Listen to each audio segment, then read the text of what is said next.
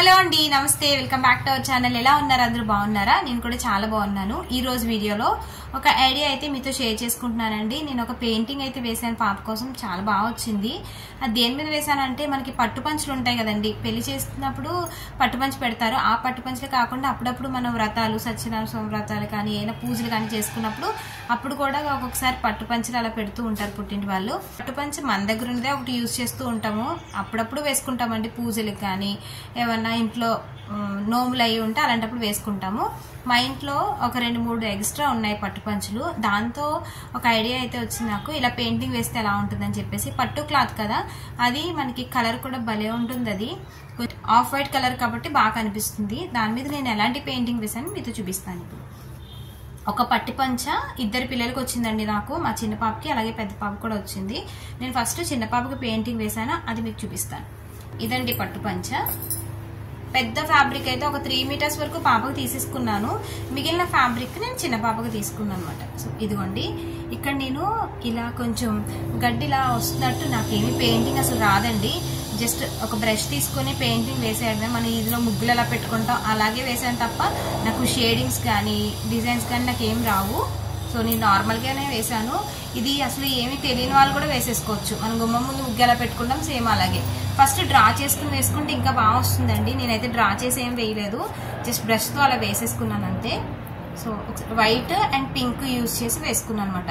కింద ఒక అలా పైకి గడ్డి లెగుస్తున్నట్టు అలా వేసుకున్నాను. సో సింపుల్గా వేసాను.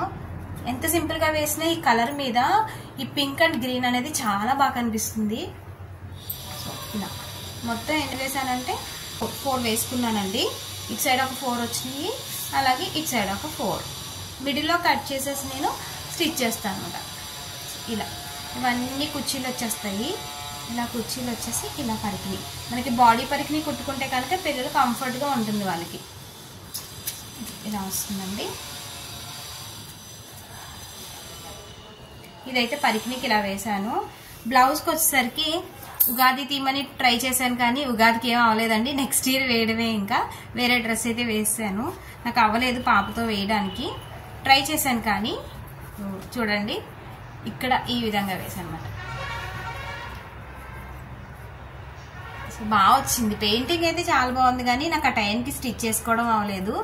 ఇక్కడ బ్లౌజ్కి ఫ్రంట్ పార్ట్ వస్తుంది అనమాట. ఇలా చూడండి, కోకిల ఇంకా పచ్చడి చేసిన బౌలు, బొమ్మకి చక్కగా పువ్వులు వస్తున్నట్టు 2 చక్కని మామిడికాయలు.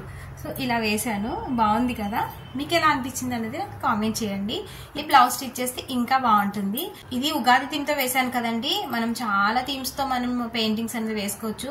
అక్షరాభ్యాసానికి పాపని కూర్చోబెట్టుకుని అమ్మ వాళ్ళలో పాపని కూర్చోబెట్టినట్టు, లేకపోతే లక్ష్మీదేవి బొమ్మ అలా కూడా వేసుకుంటే చాలా బాగుంటుంది బ్లౌజ్ కి. సో ఇలా కొన్ని థీమ్స్ తో మనం రెడీ చేసుకోవచ్చండి.